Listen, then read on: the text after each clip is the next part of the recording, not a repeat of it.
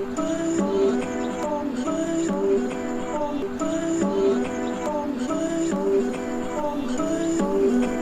just trying to make it all make sense. The More You Know podcast. Yeah, it's actually interesting that you bring that up because I read something surrounding that in this book recently, and it's just talking about branding and marketing, and it was talking about how with advertising, like so you're going to have a visual thing and you're going to have sound typically, but if you evoke additional senses, or even if it's a product or service, say it's something that's a tasting thing, it's a food or something, if you do something that has to do with sight, you change senses or you add senses on top of it, it can enhance the overall product or service. But you can also get the flip side, where if you add something else to it, it can actually ruin it. So in the book, it was talking about the Heinz ketchup. Do you remember the ketchup when we were kids that was different colors? Oh yeah, the green and purple. Yeah. So the colored ketchup was what Heinz had the most successful sales spike in. The most successful jump in sales was due to their colored ketchup. And all they did was add food coloring so it was visually different. Adding that additional element changed that. But what's interesting is on the flip side. So do you remember the Nokia ringtone? Is this real annoying, just like beeping type of noise?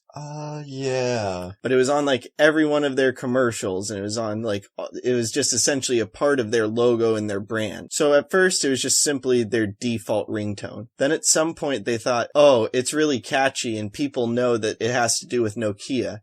Well, what they didn't think about was how many people are annoyed by that noise and how annoying that noise would get if people hear it continually. So there's a certain amount of people who happen to like that default ringtone, but most people didn't. So it actually killed Nokia. Nokia is no longer a real phone provider. It's no longer popular. And after this guy who I was reading did this big study about it, and he was actually working to try to save their company, it was too late, and it was purely due to that annoying ring. So it's exactly what you were talking about, where it's like it can work out in certain ways, but in other ways it can actually just kill that dopamine factor and create the opposite effect, making it worse than better. Yeah, and that's honestly why nostalgia and messing with the dopamine track is a slippery slope, and it's high risk, high reward. If you can figure out the right formula to go about it, then it can do wonders. But if you're not careful, then you could end up ruining something that could just have made you lots of money.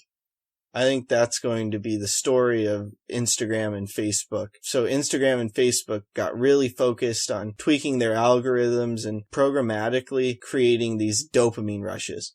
And for years, people loved it and people got hooked, and our society is hooked to the point where it's like it's a serious addiction issue among our society. But in the past 6 months or so, they've gradually been tweaking their algorithms and making the platform worse.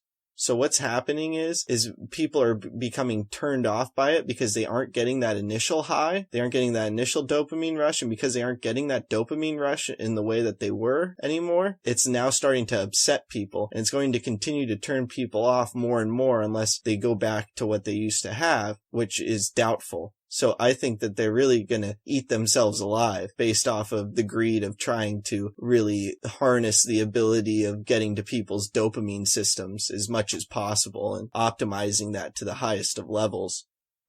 I hope this talk makes a positive impact in your life.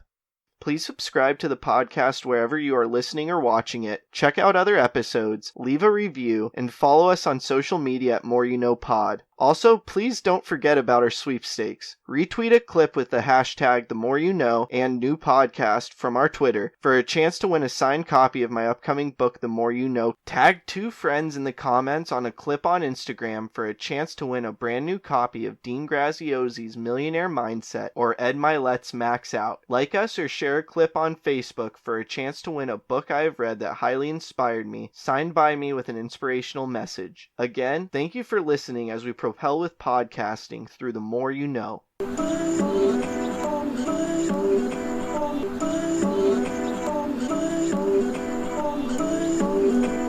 just trying to make it all make sense. The More You Know podcast.